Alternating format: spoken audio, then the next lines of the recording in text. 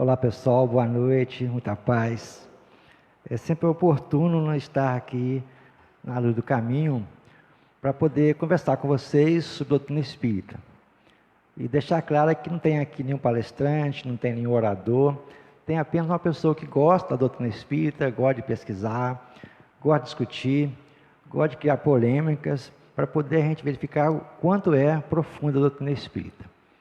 E o tema proposto para hoje, a gente vai encontrá-lo nas obras que compõem a codificação espírita e, em particular, no livro chamado O Céu e o Inferno e também na última parte do Livro dos Espíritos. Mas todos os livros que compõem a codificação, e não se resume a 5 livros, mas a 32 obras que precisam ser aprofundadas por nós, lá Allan Kardec desenvolve esse assunto porque ele é um tema que mexe com a gente. O que está reservado para nós no futuro? Então, a gente vai encontrar no Céu e Inferno, explicando sobre as penas futuras segundo a doutrina espírita, certo? A gente verifica que o homem, de um modo geral, sempre está questionando de onde ele veio, por que está aqui, por que ele está sofrendo ou ele alegre, e qual o futuro dele, o que está reservado para o futuro. Todas as religiões têm as suas colocações, mas que se resumem em 2. Ou nós vamos para o céu, ou nós vamos para o inferno. Não tem outra alternativa segundo as religiões. E nós fizemos uma pesquisa mais atualizada e ficamos assim um tanto perplexos com o volume, a quantidade de religiões que existem na Terra atualmente. No ano de 2008, eram 6.500 religiões. Hoje já são 10.500. E até o ano 2024, a tendência é chegar a 15.000 religiões. Se formos dividirmos, a população terrestre, em relação às religiões, vai dar para cada Campina Grande uma religião. Ou seja, 400 e poucas mil pessoas para uma religião. E a gente vai encontrar, então, cada religião dando uma ideia do que eles entendem, do que é céu, o que eles entendem do que é inferno. Cada um vai dar, porque na hora que você fala sobre penas futuras, logo se imagina o que vai acontecer conosco após essa morte. Há um conto chinês muito interessante que dá uma ideia para nós sobre o assunto, sobre o céu e sobre o inferno. Há uma discussão entre um jovem discípulo e o seu líder, o seu sábio, e ele pergunta para esse sábio o que seria o inferno, na visão desse chinês. Então ele, assim como Jesus, ele utiliza uma metáfora, de uma palavra, de uma alegoria, para ficar mais fácil de entender. Ele então coloca que o inferno seria, na linguagem da China, onde o arroz é primordial, ou seja, cada religião tem um contexto histórico, na China o arroz, então ele colocando que o inferno seria um monte de arroz cozido, certo? Prontinho, e as pessoas morrendo de fome ao lado dele, porque para poder pegar esse grão de arroz cozido, precisava daqueles 2 palitos para poder pegar. Só que esse palito era muito grande, certo? Tinha 2 metros, então você não conseguia pegar e colocá-lo na boca. E você morria de fome ali. Era um inferno para aquelas pessoas, certo? E já na questão do céu, ele falou que tinha um monte de arroz cozido, e onde as pessoas não morriam, porque mesmo que aquele pauzinho grande, cada um pegava o arroz e colocava na boca do outro. Então, eles se alimentavam. O que quer dizer com isso? Que quando nós passarmos a sermos mais solidários, mais transparentes, mais éticos, tudo que nós julgamos que é sofrimento, tudo que nós julgamos que é inferno, vai acabar. Porque, na verdade, o que é inferno hoje, na concepção nossa espírita, é o estado espiritual das pessoas, que nas religiões tradicionais deu-se o nome de céu ou inferno. Então, a gente vai começar a trabalhar algumas questões importantes a esse respeito, utilizando um livro chamado O Céu e o Inferno. Só para questão assim de conversa, né? Quem é que já leu o livro O Céu e o Inferno? É um livro curioso, fácil. A gente pode dizer que ele é muito mais fácil de ler e entender do que o Nosso Lar, porque é uma conversa franca, porque foi através da comunicabilidade com os espíritos que Allan Kardec quebrou esse paradigma de céu e inferno.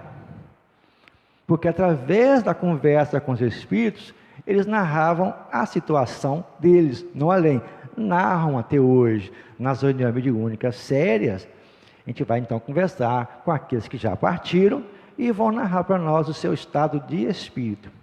Então, quando Kardec, trabalhou esse livro, que é o quarto da codificação espírita, só lembrando que o primeiro é o livro dos Espíritos, o segundo é o Céu e o Inferno, o livro do Evangelho, o livro dos Médiuns, depois vem lá o Evangelho, o quarto seria o Céu e o Inferno e o último a Gênesis. Esses são os livros que nós dizemos básicos. Então, na hora que você começa a sentar e olhar o livro Céu e Inferno, a gente vai verificar como que a concepção de céu e inferno para nós fica mais fácil de compreender. Ele divide o livro em duas partes, simplesmente. A primeira parte dá-se o nome de noções elementares e a segunda doutrina, porque na segunda parte ele vai então narrar as conversas que eles tinham com aqueles que haviam encarnados. Aí vai ter lá uma seleção de mensagens dos criminosos arrependidos, dos criminosos endurecidos, vai ter uma série de mensagens dos suicidas, daqueles que estavam em expiação. Então, cada um narrando o seu estado espiritual pós-morte.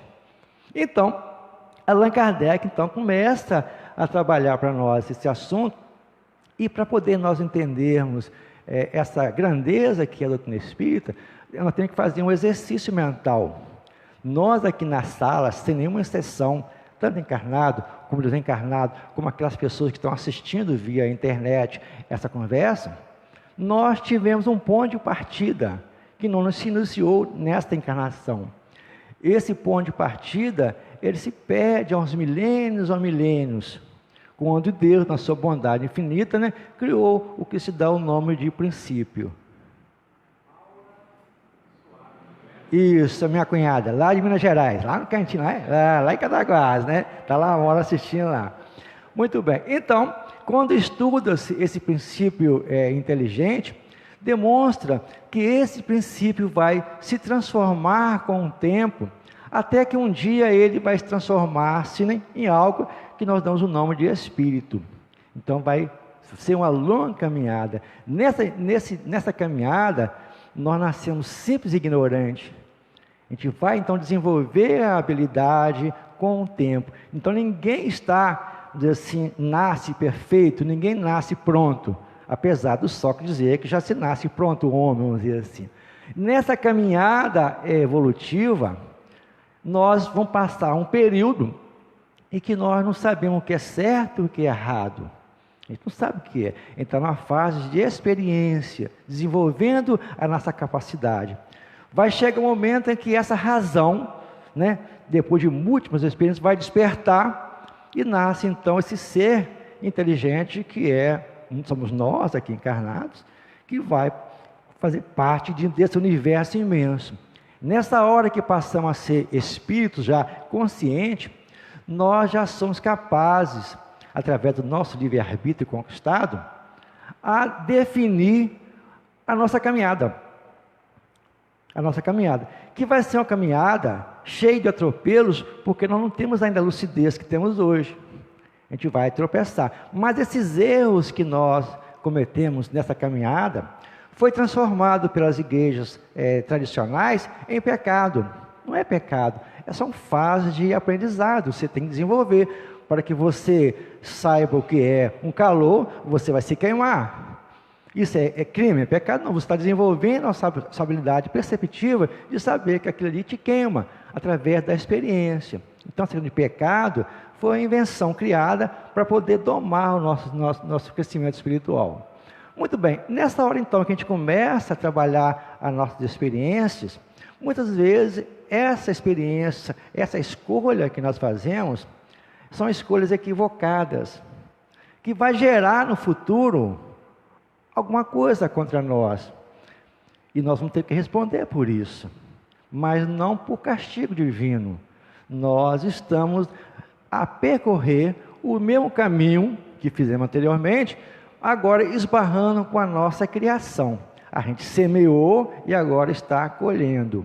A gente poderia dizer o seguinte: nessa caminhada nossa, para ficar assim mais fácil a nossa interpretação, a gente vai caminhando e vai se equivocando. É como se fosse lançando no chão um caco de vidro, uma taxinha, alguma coisa assim.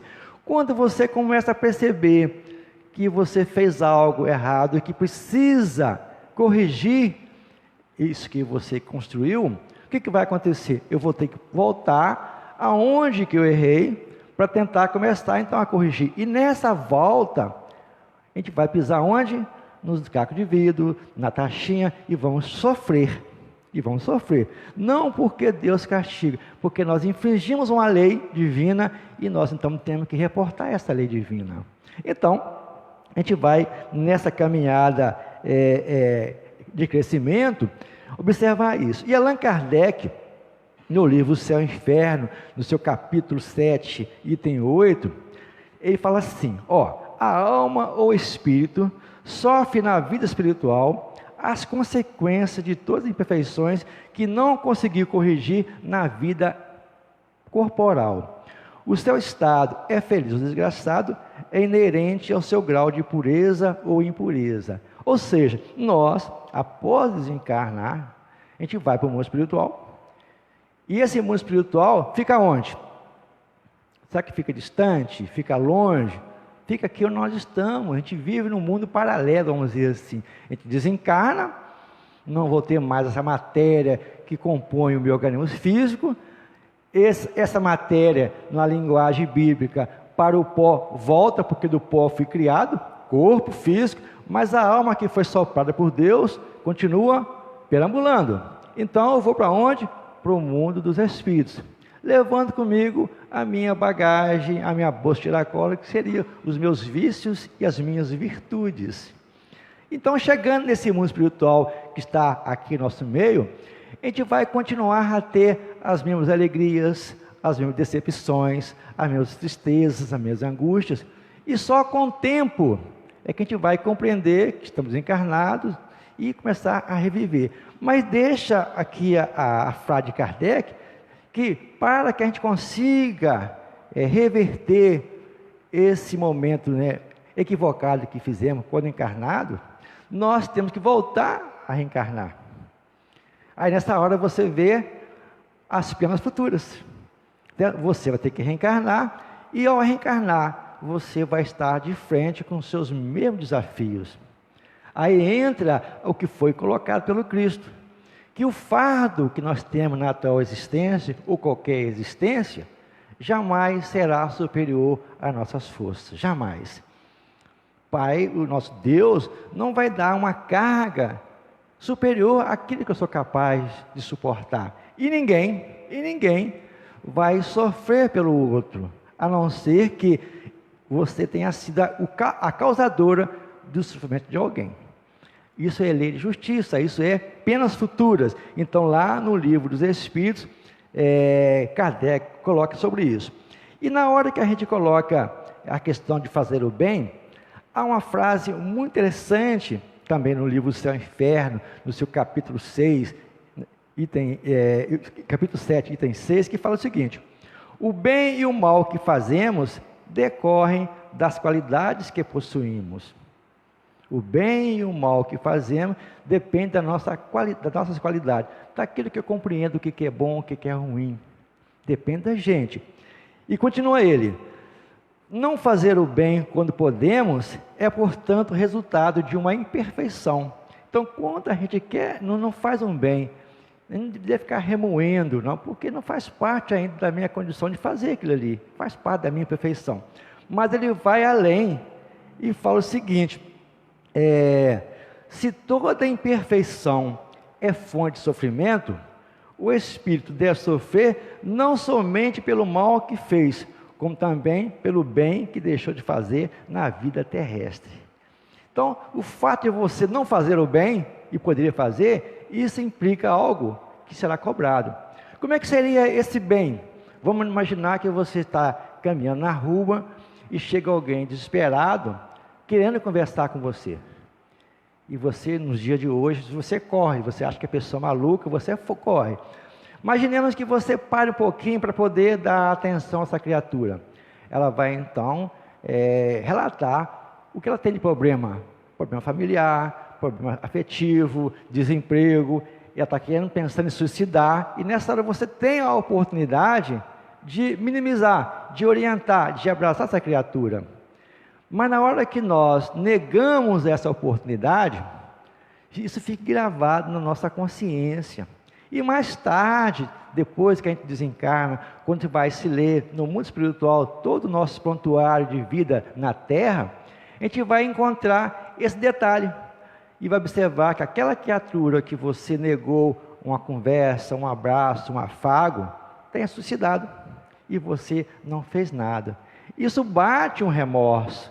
Bate puxa vida, eu estava com aquela criatura e não fiz nada. Isso então é motivo de pensarmos, não como pena, mas como sendo uma situação que no futuro, agora encarnado, ou na próxima encarnação, ou no além, vai ficar remoendo aonde? Na nossa consciência, até que a gente consiga reverter esse quadro.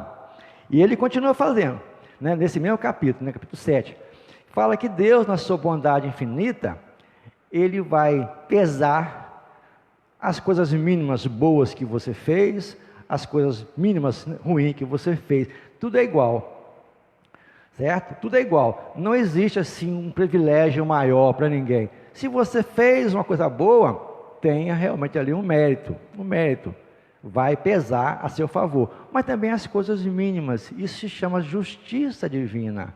Justiça divina. Ninguém vai com isso então sofrer em consequência de estar aqui hoje encarnado, desconhecendo isso, porque quando nós estamos no mundo espiritual, e a maioria de nós aqui encarnados, na atualidade, temos essa consciência, nós temos uma prévia capacidade de definir a minha futura existência, o que vai acontecer comigo na Terra quando estiver encarnado. Então, quando nós sofremos na Terra, passamos decepção na Terra, isso não é acaso, isso não é Deus castigando, isso faz parte das nossas escolhas no mundo espiritual. Daí estamos encarnados no mundo de provas e expiações, mostrando que na hora que eu tiver a condição, já de suportar alguma coisa, eu quero uma prova maior, eu quero fazer algo maior. Mas ainda há aquela participação dos amigos espirituais, se eu fosse você, eu pedia uma prova menor, porque você não está em condição de uma prova grande. Mas como tem livre-arbítrio, eu quero abraçar uma prova maior. E muitas vezes nós falimos, a gente não consegue levar adiante aquela prova, porque muitas vezes a gente escolhe de uma forma assim, muito inconsciente do que está querendo fazer. E já na expiação, ela é resultado do nosso desse equívoco. Toda vez que nós infringirmos uma lei, infringirmos um código de vida, nós teremos que responder por ele, não como castigo. No vocabulário nosso, em particular o português, fica muito difícil você mudar, mas não é castigo. A gente vai então começar a pensar que a expiação nossa, ela é resultado de situações mal resolvidas no passado e que agora precisam ser colocadas para fora. Aí surgem em questões de doenças físicas, emocionais, psicológicas, conflitos existenciais, por aí afora. Tudo faz parte desse crescimento. Muito bem. A gente verifica então que há todo um caminho a ser percorrido por nós, e nesse caminho a gente tem que pensar, e como é que eu vou voltar ao normal? Depois de passar séculos e mais séculos vivendo situação desequilibrada, como é que eu vou voltar à linha do equilíbrio? Alguém tem alguma ideia? Como é que eu vou conseguir voltar à linha do equilíbrio?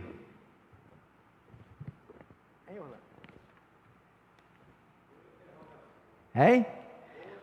Olha só que tem lá no livro do Céu e Inferno. o que o arrependimento sincero provoca? Já colocou? Arrependimento sincero. É fácil ou é difícil? Né? Arrependimento, né? Então coloca assim, que aquele que for sincero em seu arrependimento, apaga a falta. Apaga a falta. Suaviza a falta, apaga o sofrimento, suaviza o sofrimento. Então, mas tem que ser sincero. Tem que ser sincero. Ele vai adiante, ele vai ainda refletindo com a gente.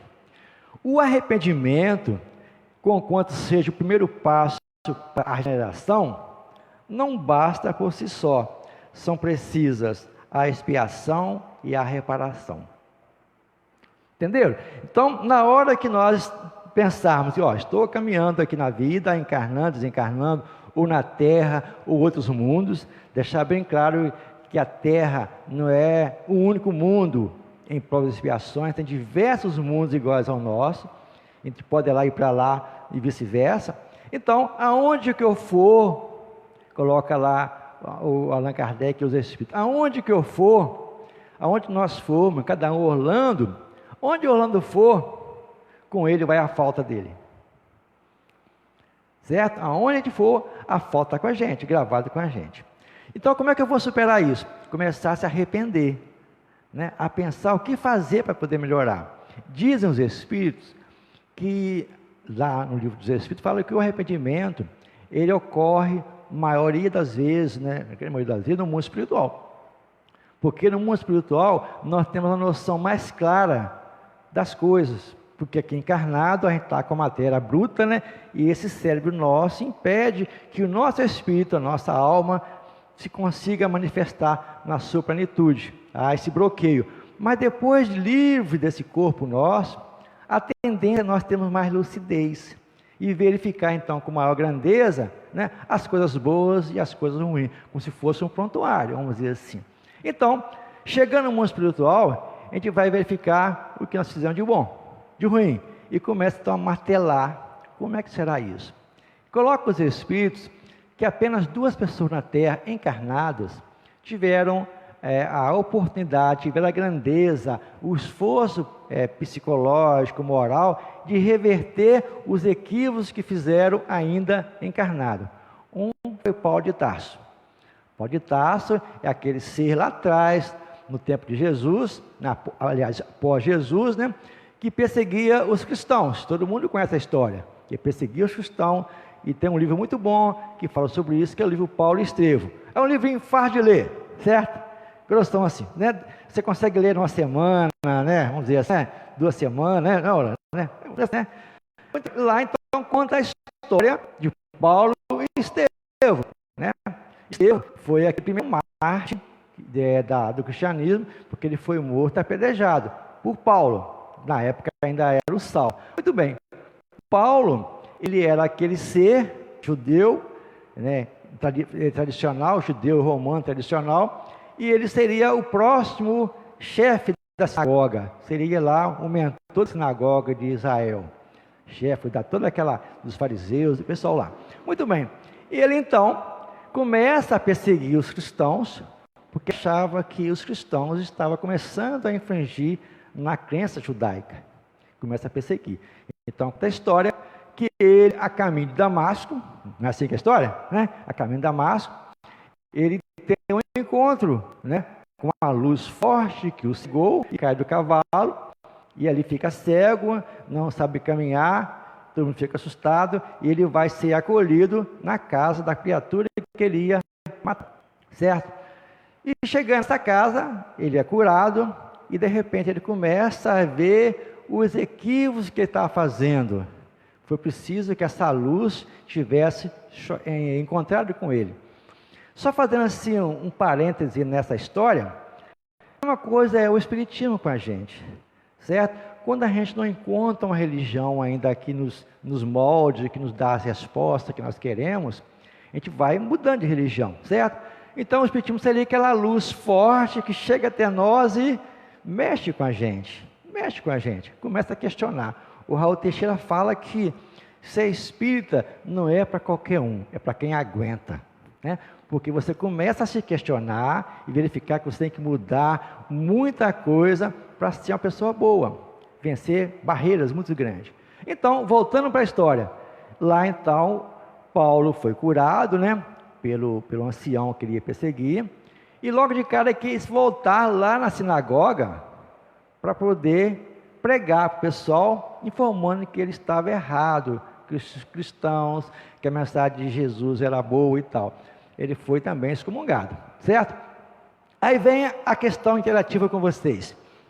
Qual foi a frase que ele teve com Jesus quando caiu do cavalo? Qual foi a frase? Saulo, Saulo, Saulo, por que me persegue? Foi a conversa que ele teve com Jesus. E qual foi a resposta? Uma resposta íntima, né? Vai trabalhar junto àqueles que você está perseguindo. Ele então voltou, né, para poder transformar-se e começou a se arrepender das coisas equivocadas que ele fez. Começou a se arrepender.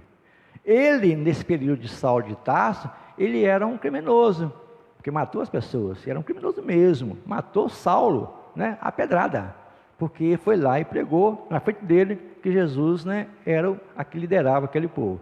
Então, nesse período dele de transformação, a hora que ele viu que lá na sinagoga ninguém queria, ele foi orientado, né, pelo próprio Saulo, pelo próprio Estevão, que havia sido morto por ele, a se recolher, a se afastar, a ir para o deserto, certo? E ao ir para o deserto, começou então a refletir sobre sua vida. Desenvolveu a profissão de tecelão. Não tinha no deserto o camarão nem a lagosta. Ele comia o quê?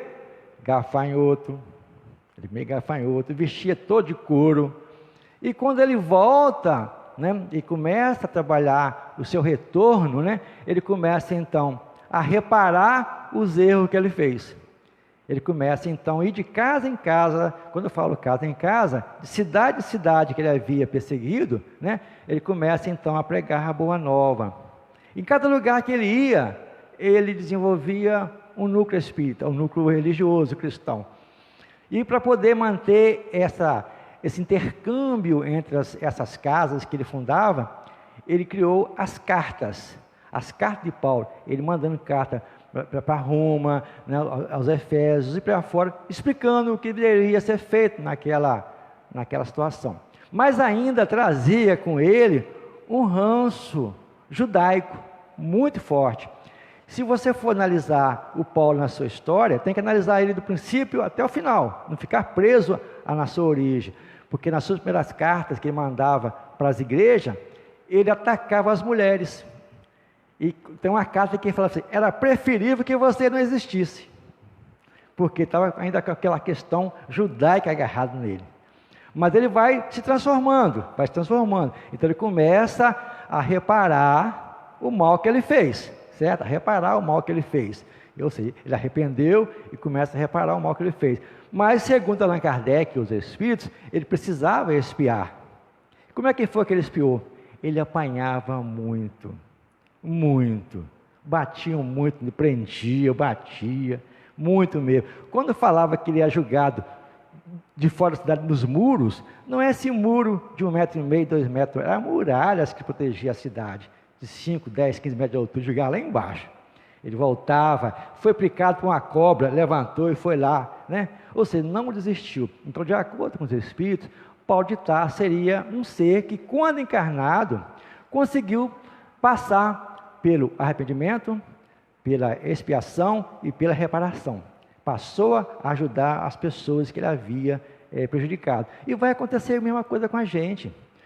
Quando você está diante de um filho, de um sobrinho, ou na sala de aula, ou numa palestra espírita, conversando com as pessoas, muitas vezes as pessoas que vão estar ali conversando têm dificuldade de entender, né? É um pouquinho assim, meio cri-cri, né? Mas vão analisar. Será que essa pessoa tem a ver comigo? Tem. Muitas vezes ela pode ter participado de uma forma direta ou indireta no passado, e agora a minha função é ajudar essa pessoa a repensar, a refazer a sua vida, vamos dizer assim.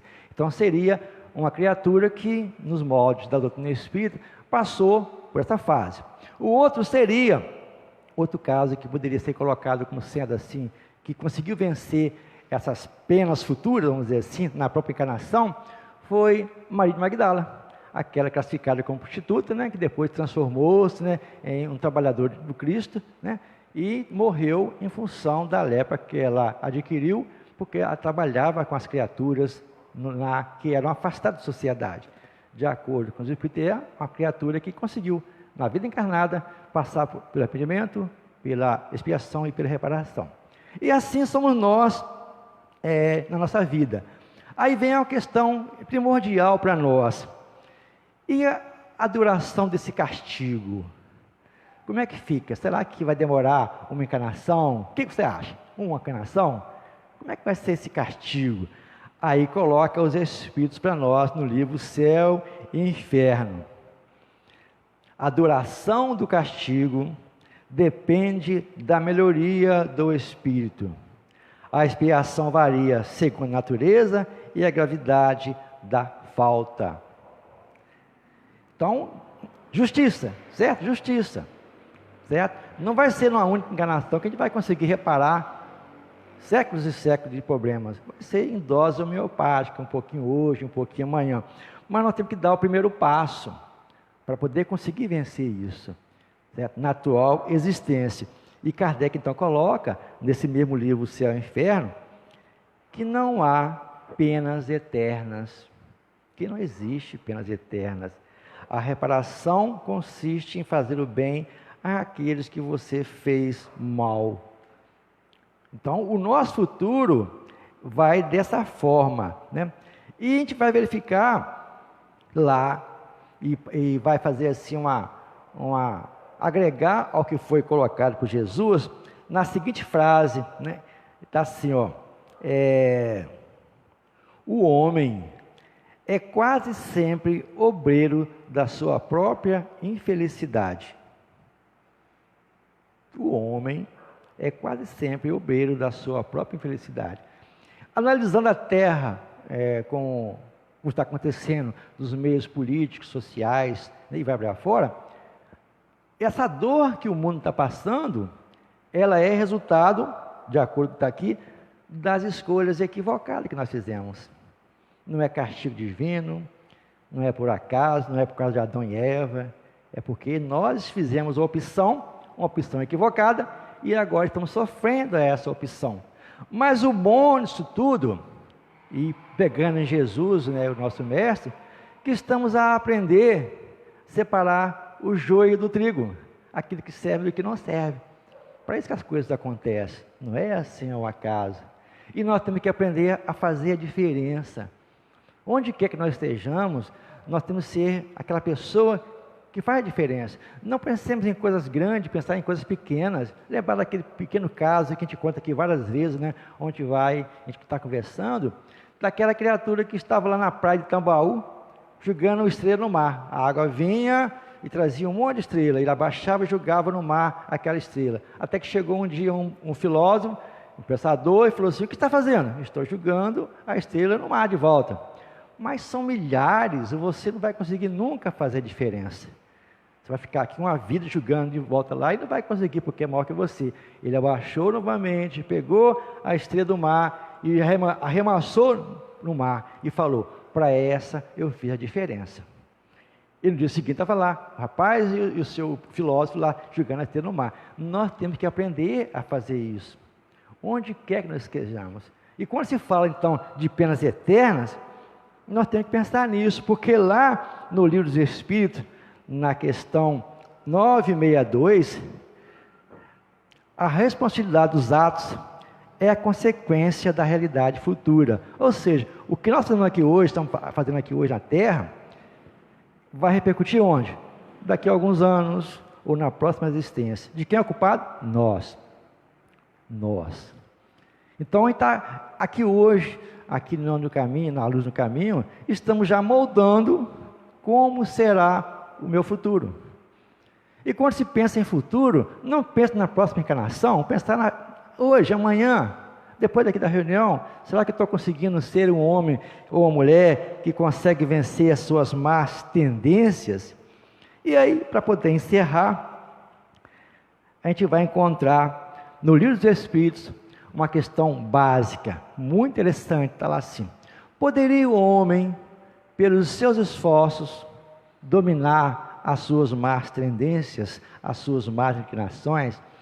A resposta nos coloca em xeque-mate. Ela é fatal. Coloca o seguinte: pode, e com pequenos esforços a gente consegue dominar as nossas más tendências. Mas na segunda frase, mexe com a gente. Ele fala assim: mas quanto entre vós fazem pequenos esforços? A gente se acomodou. A gente acha que tudo, né? Nós temos que começar a pensar que a vida, né, ela é eterna, ela tem que transformar, e cada coisa boa que nós fizermos vai contar. Então, lutar para poder vencer as nossas imperfeições. Muito bem.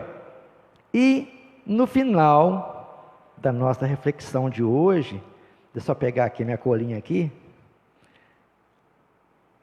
Deus não repudia nenhum de seus filhos. Ou seja, não tem nenhuma religião, né, que não pode fazer isso, né? Deus é meu. Não existe. Deus é único para todos nós. E Deus nos vê como vê qualquer outra pessoa das demais religiões. O diferencial que existe entre o Deus nosso espírita, que nós cultuamos, que nós respeitamos, e os demais deuses, que esse Deus que nós vivemos aqui é um Deus mais sensato, é um Deus bom, é um Deus justo, um Deus que nos perdoa através da reencarnação. Quando a gente reencarna, é o perdão divino se fazendo presente. Aí está, né, as penas futuras, de acordo com o doutrina espírita. E foi através dessa ideia, trocando ideia lá atrás com Allan Kardec, que surgiu essa doutrina, que ainda hoje, infelizmente, é pouco conhecida dos espíritas. Nós precisamos mergulhar mesmo, quebrar a cabeça, sentar, olhar, analisar profundamente, porque ele coloca no livrinho chamado O Apóstolo, que não é um livro dele, é um livro da esposa dele, a Gabi, né, que fala lá, e deixa lá a seguinte mensagem: que quando o Espiritismo passar a ser compreendido nos pontos que eles se interligam, aí sim que nós vamos ter ideia a grandeza do Espiritismo. Por enquanto é isolado um pouquinho aqui, um pouquinho ali. Nós temos que aprender a ligar, fazer a interligação desses pontos. E todos os livros básicos da doutrina espírita, ele tem uma sequência lógica.